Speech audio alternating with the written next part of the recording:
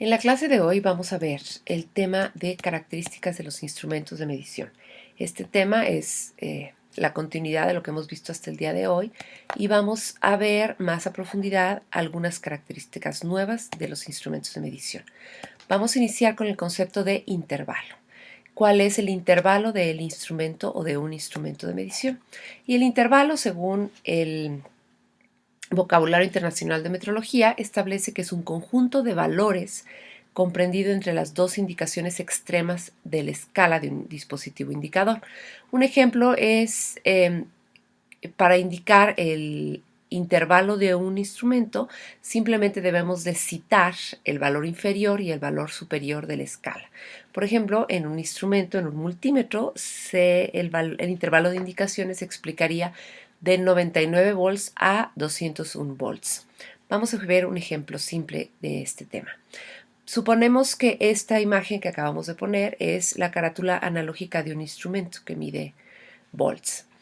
Y como podemos observar, el valor inferior de la escala es un 5, el valor superior de la escala es un 14, por lo tanto podemos decir que el intervalo de este instrumento es de 5 volts a 14 volts. Así se define el intervalo de indicaciones de un instrumento de medición. Continuamos con el concepto de amplitud. Y la amplitud es un valor absoluto. Recordemos entonces que un valor absoluto no está correlacionado con sus signos. Si es positivo o negativo, se consideran siempre valor positivo. El valor absoluto de la diferencia entre los valores extremos de un intervalo de indicaciones. Diferencia, entendamos la palabra diferencia como la resta. Y el intervalo de indicaciones, pues entendémoslo como lo acabamos de ver, el valor inferior y el valor superior de la escala. Un ejemplo de un instrumento también que mide volts, para un intervalo nominal de menos 10 volts a más 10 volts, la amplitud del intervalo es de 20 volts. Observemos que de menos 10 volts a más 10 volts estamos pasando de menos 10 a 0 y de 0 a 10. Si sumamos todo el intervalo de mediciones va de menos 10 a 10, son 20 unidades volts que podemos medir. Vamos a observar en esta carátula cómo podemos entender el intervalo. El valor menor es 5, el valor mayor es 14. La amplitud se define como la diferencia, o sea, una resta. Si nosotros restamos 14 volts menos 5 volts, la amplitud de esta carátula estaría definida 9 volts. Así como lo vimos en el ejemplo anterior, 10 volts menos 10 volts me equivale a 20 volts. Ok, bueno, continuamos y el siguiente tema es el valor de una división de la escala. Una división de la escala también está conceptualizado como una diferencia, volvemos, es una resta, entre los valores correspondientes a dos marcas sucesivas de la escala.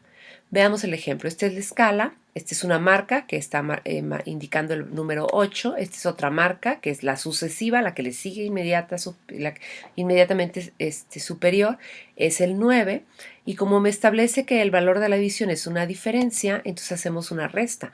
9 volts menos 8 volts, el valor de la división de la escala en este caso es 1 volts. Si nos recordamos un poquito una regla escolar, los valores de la división van de 1 milímetro en 1 milímetro. Entonces, la división de una escala de una regla tradicional escolar es 1 milímetro. Así es como identificamos el valor de la división de la escala. Ahora hablemos de un concepto importante en los instrumentos que es la resolución, y la resolución está definida como la mínima variación de una magnitud medida, que se puede percibir, que la podemos distinguir. La resolución la vamos a encontrar de manera diferente en un instrumento analógico que en un instrumento digital. En un instrumento digital va a estar dada por el manual del proveedor y por las características del entorno y las magnitudes de influencia que puede hacer variar o vibrar el dispositivo indicador digital. Entonces la resolución va a poder depender del ruido, de la fricción, del aire, etcétera, y del valor de medida que estemos tomando. En instrumentos digitales normalmente la resolución la vamos a encontrar definida en el manual del proveedor. o con el número de dígitos que establece la escala. En un instrumento analógico, como es esta imagen que podemos encontrar aquí, si este fuera el dispositivo indicador o la aguja indicadora, en este momento que estamos viendo, pues no sabemos exactamente a dónde apunta esta aguja, si a 8.3 o a 8.5, o si apunta a 8.6. Entonces, para definir en un instrumento analógico la resolución, de manera internacional se ha definido que se maneje la mitad de la mínima unidad de la escala. Si la mínima unidad de la escala en este instrumento era de 1, como vimos en el ejercicio anterior, entonces podemos definir en este instrumento analógico que la resolución es de 0.5 volts, la mitad de la unidad de la escala. Es muy importante identificar la resolución del instrumento, puesto que nos puede indicar la calidad de la medición que se puede obtener con este instrumento. A su vez, los instrumentos también presentan estabilidad, que es la aptitud de un instrumento para conservar constantes sus características metrológicas durante el transcurso del tiempo. Lo podemos expresar en esta gráfica. Es una gráfica donde la línea horizontal negra indica mediciones del instrumento a un mismo patrón. Y como podemos observar, un instrumento es estable cuando las mediciones a un mismo patrón están más o menos alrededor de la línea donde o del valor nominal que debería de estar midiendo. Tenemos puntos arriba y puntos abajo de la línea horizontal, pero el instrumento se mantiene alrededor o cercano o dentro del valor de incertidumbre propio del instrumento, alrededor de el valor nominal del patrón. El problema está cuando encontramos deriva. La deriva entonces sería la variación incremental a lo largo del tiempo porque el instrumento ya no funciona adecuadamente y la deriva hace que este gráfico se convierta en un gráfico con tendencia. Como podemos observar en el gráfico de estabilidad, los dos puntos de medición están alrededor de la línea horizontal y cuando el instrumento ya presenta deriva estamos encontrando que los puntos están o teniendo una tendencia hacia arriba, donde ya los puntos todos están en la parte superior de la línea, o están teniendo una tendencia negativa donde se están yendo hacia abajo.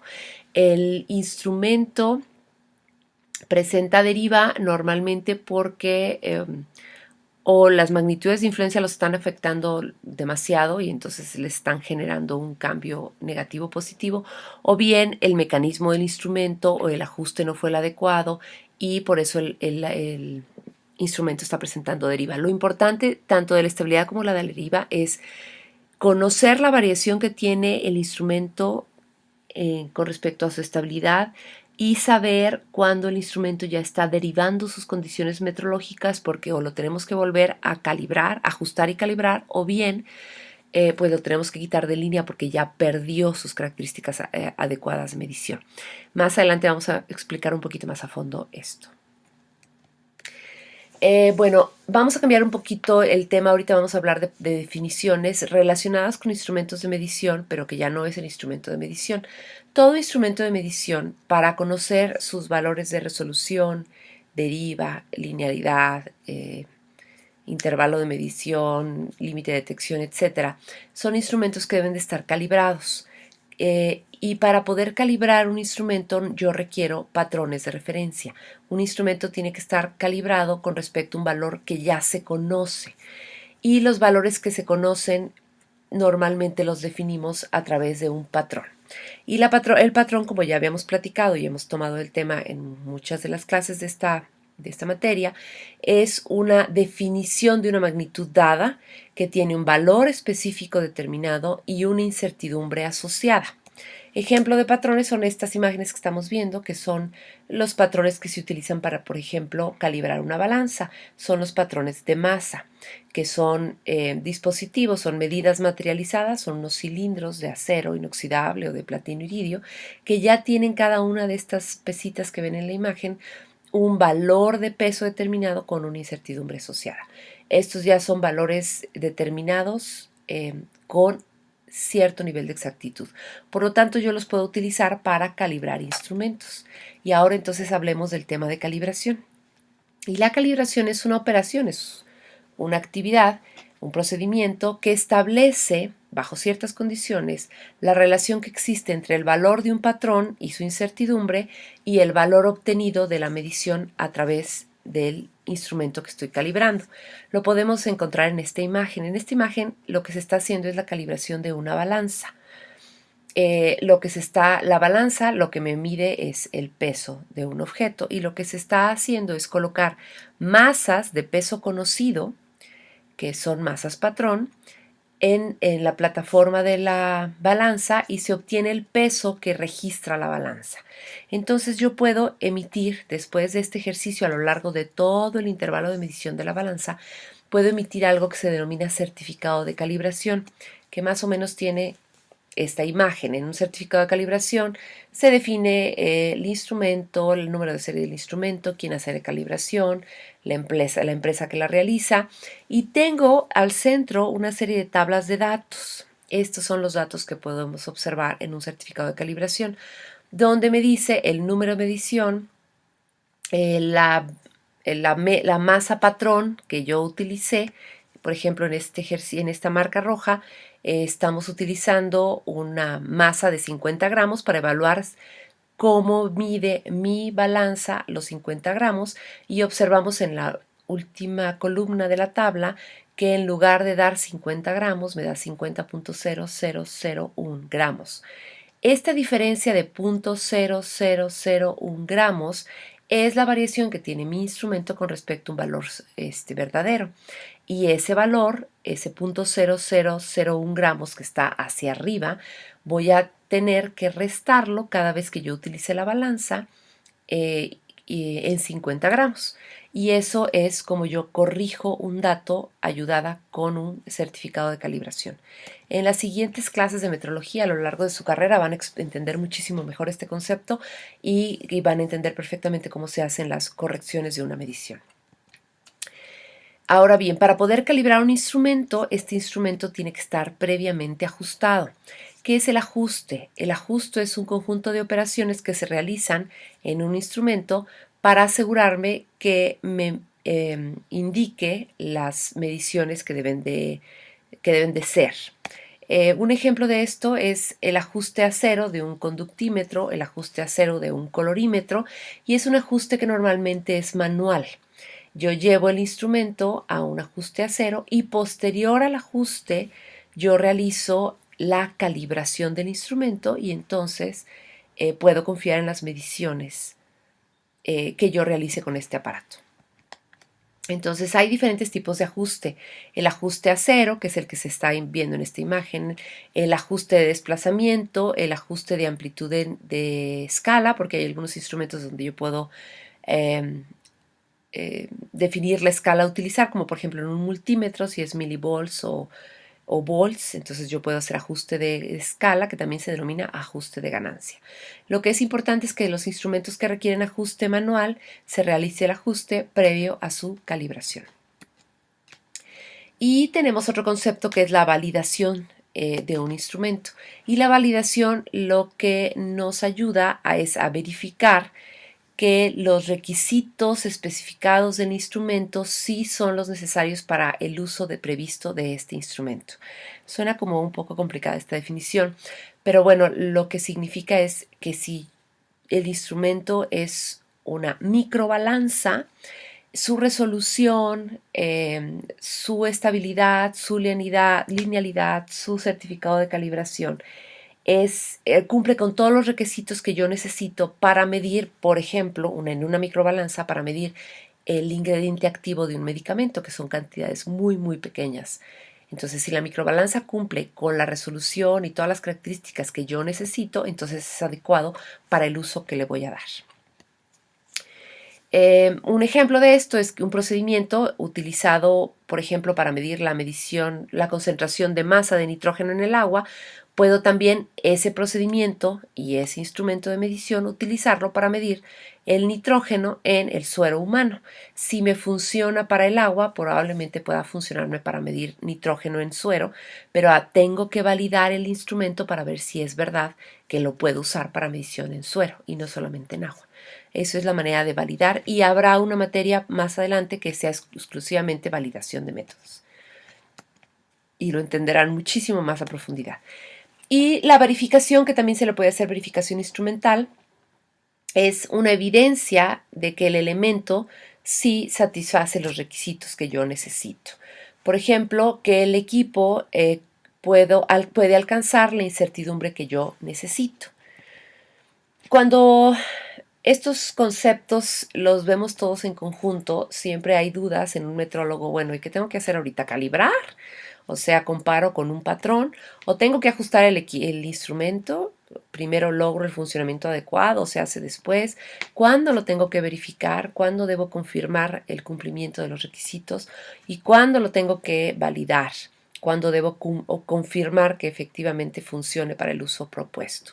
Esas son las preguntas que eh, personas que, sin conocer las definiciones de estos 4 conceptos, siempre luego cometen errores porque no saben si lo que están haciendo es ajustando, calibrando, verificando, validando. El ajuste se hace primero para lograr el funcionamiento adecuado, posteriormente se calibra comparando con valores patrón. Después verifico si el instrumento funciona para lo que yo lo necesito y después valido que el instrumento y el método de medición es el adecuado para el uso que yo le voy a dar. Estos son conceptos importantes que deben de conocer. Y hablando un poquito de el uso apropiado del instrumento, bueno, también es importante comentarles que el uso apropiado tiene una correlación directa también, perdón, del equipo apropiado tiene una correlación directa con el costo del mismo. Si yo soy un químico y voy a pesar cantidades de menos de 1 gramo, difícilmente voy a comprar una báscula de cocina para lograrlo, porque la báscula de cocina tiene una incertidumbre de más o menos 1 gramo, o algunas básculas tienen una incertidumbre de más o menos 5 gramos, y no me va a poder facilitar la medición de 0.23 gramos. Entonces yo no voy a utilizar una báscula de cocina para medir un valor de 0.23 gramos. Entonces una báscula de cocina, por ejemplo, tiene una incertidumbre de más o menos 5 gramos y tiene un costo aproximado de 100 pesos, 200, 300 pesos. Si yo soy un empresario y tengo básculas comerciales y quiero pesar cosas mayores, pues por ejemplo una báscula comercial tiene incertidumbres menores, de 1 gramo o algo así, una parte en 100, pero tiene un costo mayor, ya estamos hablando de 1000 pesos aproximadamente. Si yo voy a comprar una balanza de laboratorio que ya tiene una incertidumbre en 10 a la 5, ya puedo medir 0.0001 gramos, el costo se incrementa a 10,000 pesos, 8,000 pesos, 12,000 pesos, igual una balanza analítica que todavía es una calidad de medición mayor, el costo del instrumento es mucho mayor, y si yo todavía quiero una exactitud de medición de masa mayor, pues voy a comprar un comparador de alta exactitud cuyos valores van en el orden de miles de pesos, ¿sí? Así como vimos el ejemplo de la balanza, podemos encontrar el ejemplo de la medición en longitud, lo que es una cinta métrica, un pie de rey, un micrómetro, hasta un interferómetro óptico, que es mucho más caro. Y como esto podemos encontrar en cada uno de los instrumentos, aquellos que miden electricidad, intensidad luminosa, moles, etcétera, que tenemos diferentes precios del instrumento de acuerdo al uso que yo le voy a dar. Entonces siempre va a ser muy importante identificar la resolución que yo requiero, la calidad del instrumento, los costos de mantenimiento del instrumento, para asegurar que la medición que yo estoy realizando esté realizado con el equipo adecuado y a los costos adecuados. Porque si yo soy cocinero y se me ocurre comprar una balanza analítica para pesar 250 gramos de harina, el costo de la balanza analítica, que es de 14,000 pesos, se lo tengo que invertir al costo del pan. Eso significa que el pan sería carísimo. Yo tengo que adecuar el instrumento que requiero con la medición que necesito a los costos que van acordes al tipo de medición que yo voy a realizar. Esto es muy importante que lo tengan en cuenta. Bueno, con esto concluimos el tema de características de instrumentos de medición. Y pues nos vemos en la siguiente clase para concluir con la unidad 3. Muchas gracias.